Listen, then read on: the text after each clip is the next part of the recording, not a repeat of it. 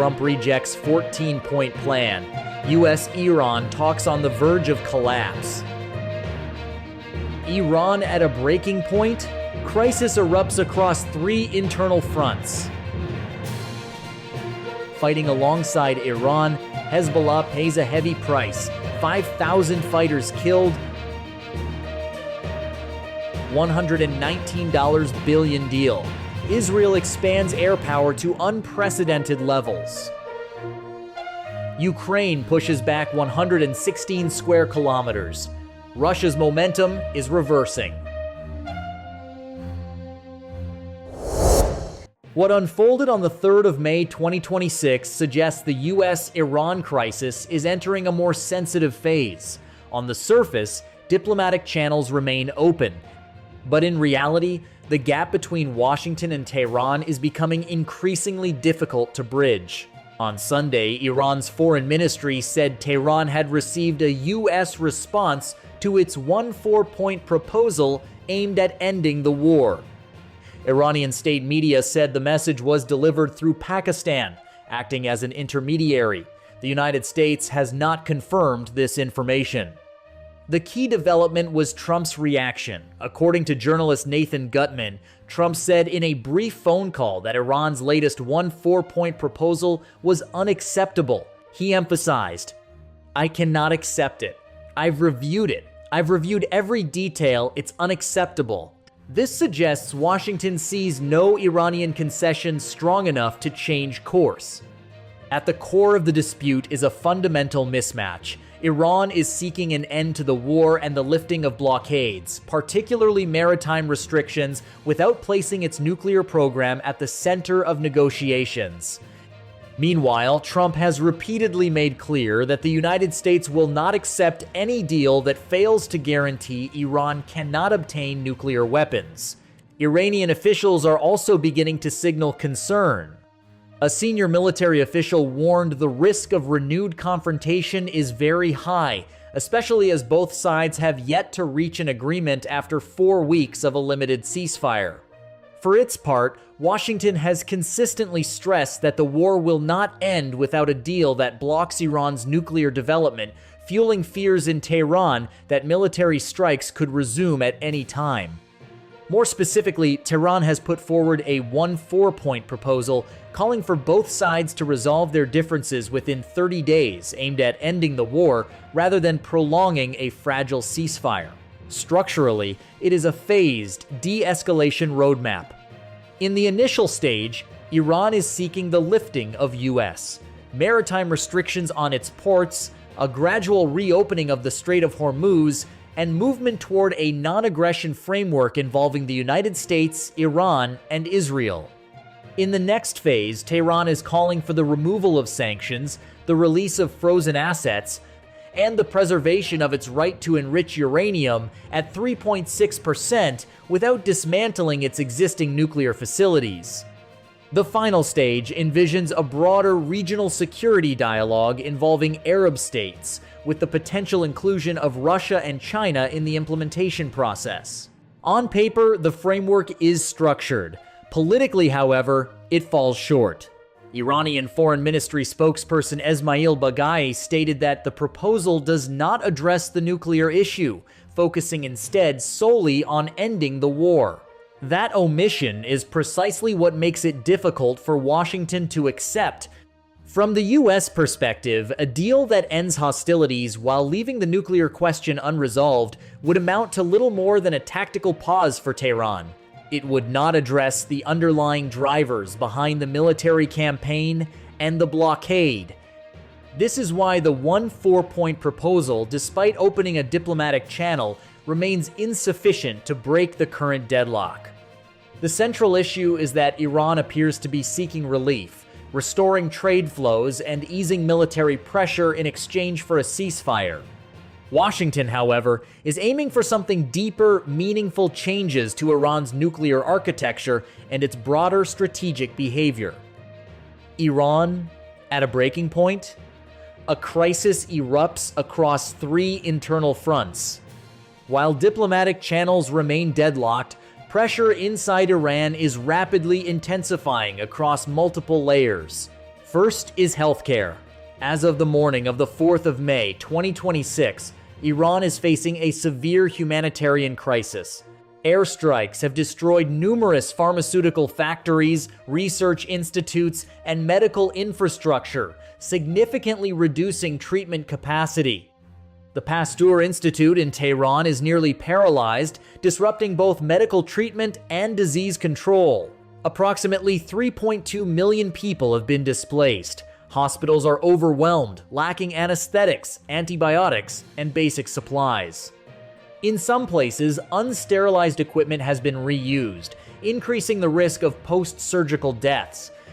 At the same time, fires at oil and gas facilities have caused air pollution, leading to a rise in respiratory illnesses, particularly among vulnerable populations. Healthcare is only one front. Economically, the oil sector, the backbone of the economy, is being squeezed. Before the crisis, Iran produced around 3.2 million barrels per day. Currently, exports have sharply declined, with between 65 and 75 million barrels of oil stranded at sea, equivalent to roughly 37 large tankers. If floating storage reaches its limit, Tehran may be forced to cut output by up to 30%. In a worst-case scenario, with domestic consumption at around 2 million barrels per day, many fields may operate at only half capacity. Estimated losses are around $170 million per day. Unlike previous rounds of sanctions, the United States is now enforcing a direct economic blockade at export points, targeting Iran's ability to convert oil into foreign currency. On May 3, 49 commercial vessels were forced to turn back, indicating that the maritime blockade has shifted from a policy level to real-world enforcement. The social pressure is now visible. Inflation stands at around 73%, and the national currency has sharply depreciated. About 44% of the population, equivalent to 35 million people, live in absolute poverty, with an additional 4 million falling into extreme poverty. There is even a lack of funds to pay soldiers. These figures reflect deeper political pressure. The resilience of society is being eroded. Prices are rising, unemployment is spreading, while the state is struggling to maintain basic spending, including salaries for security forces. Parliament Speaker Mohammad Bagher Ghalibaf warned that the United States is entering a new phase, seeking to weaken Iran from within through economic pressure, media influence, and naval blockades. This shows that the battlefield is no longer confined to Hormuz, but has extended into Iran itself, into hospitals, food prices, and the currency. Taken together, Iran is being squeezed on three fronts: healthcare collapse, economic strangulation, and growing social fracture. In that context, the 4-point proposal is not merely a diplomatic document, but a signal that Tehran is searching for a way out before internal pressure moves beyond control. The question now is no longer whether Iran wants to negotiate, but how much time it has left before its internal system reaches a breaking point. Fighting alongside Iran, Hezbollah pays a heavy price: 5,000 fighters killed. Hezbollah is paying an increasingly visible price after joining the regional conflict in early March. According to unpublished internal estimates, the Israel Defense Forces have taken control of much of southern Lebanon, forcing hundreds of thousands of Shiite Muslims to flee, while thousands of Hezbollah fighters have been killed. These losses are not limited to the military domain.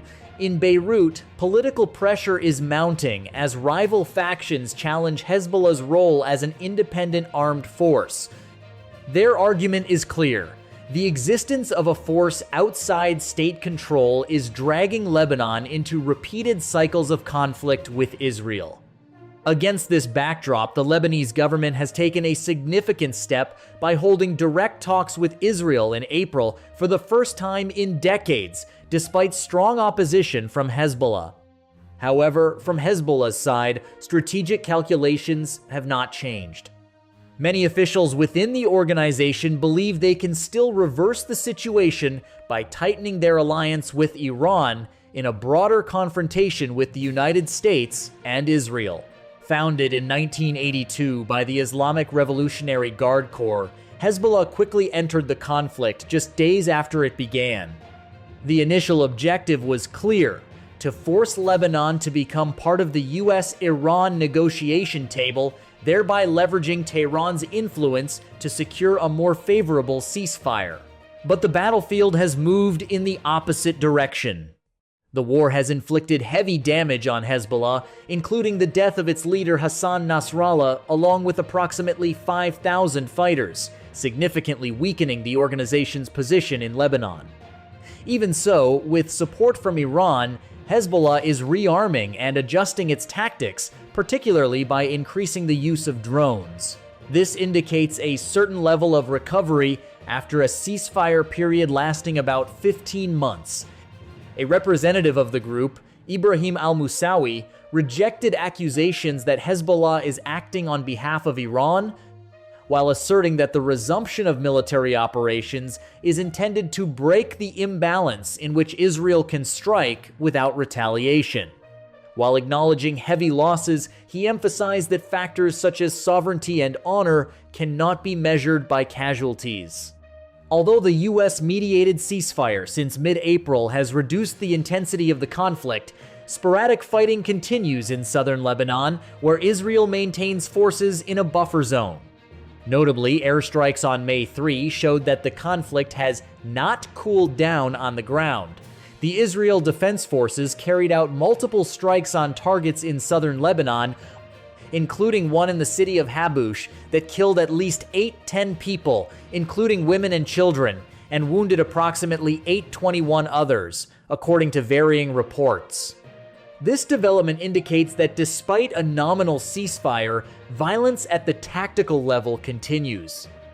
According to assessments by experts at the Carnegie Middle East Center, Hezbollah has demonstrated resilience, but not enough to create a strategic advantage. Without a comprehensive agreement between the United States and Iran, the region is likely to remain trapped in a dangerous stalemate, where all sides continue to pay the price. $119 billion deal. Israel expands air power to unprecedented levels. Israel is accelerating the modernization of its air force through a large-scale deal focused on two main fighter platforms, the F-35 Lightning II and the F-15 Eagle. According to an announcement by the Israeli Ministry of Defense on Sunday, the country will acquire two additional squadrons consisting of F-35S and the F-15IA variant as part of a long-term military upgrade plan, with a total estimated value of around $119 billion. This is considered one of Israel's largest defense investment packages in recent years. In terms of force structure, this plan could nearly double the size of Israel's modern air force. The number of F-35S is expected to increase from about 50 to 100 aircraft, while F-15IA aircraft will rise from 25 to 50.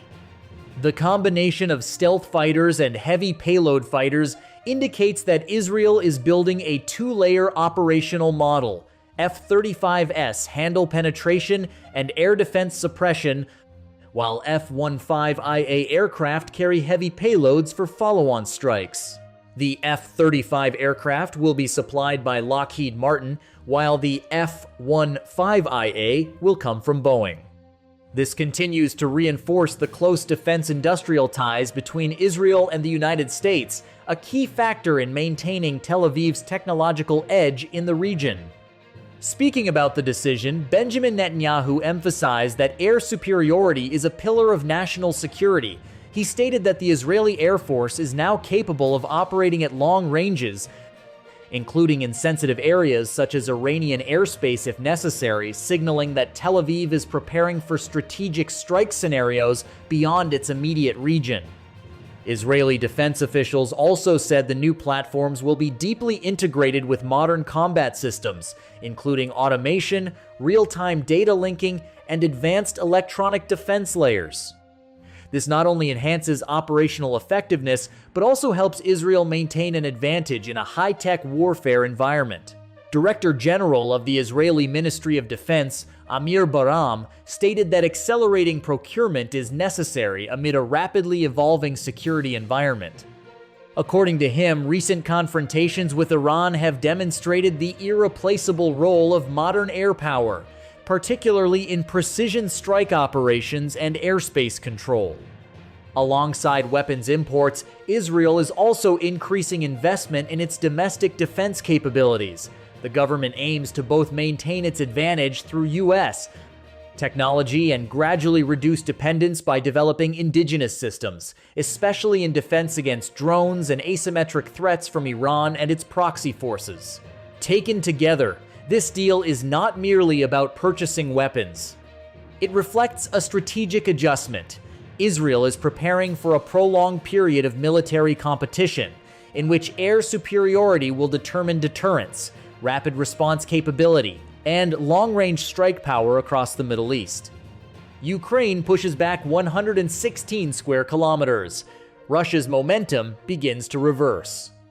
According to a May 2 report by the Institute for the Study of War, Russian forces in Ukraine lost approximately 116 square kilometers of territory in early May 2026, marking the first time they have been pushed back since Ukraine launched its campaign in the Kursk region in August 2024. It was not just a territorial change, but a signal that Russia's offensive momentum is hitting clear limits. At the same time, the pace of Russia's advance continues to slow. In the first 4 months of 2026, the average expansion dropped to about 2.9 square kilometers per day, significantly lower than 9.76 square kilometers per day during the same period in 2025. This gap reflects a reality. Russia is still advancing, but at a higher cost and with lower efficiency. According to ISW, this slowdown results from a combination of pressures. On the ground, Ukraine has intensified localized counterattacks while using UAVs and medium-range strikes to disrupt logistics, a key factor in attritional warfare. When supply lines are disrupted, Russia's ability to sustain its offensive momentum is directly affected. At a broader level, technological and political factors are also complicating the situation. Restrictions on certain communication systems, information control, and adjustments in battlefield operations have made it more difficult for Moscow to coordinate forces on a large scale. As a result, Russia is increasingly unable to translate manpower losses into concrete territorial gains. The overall data reinforces this trend. From November 2025 to April 2026, Russia gained only about 1,443 square kilometers, a decrease of roughly 925 square kilometers compared to the previous period. This indicates that campaign effectiveness is declining over time, even as the intensity of fighting remains high.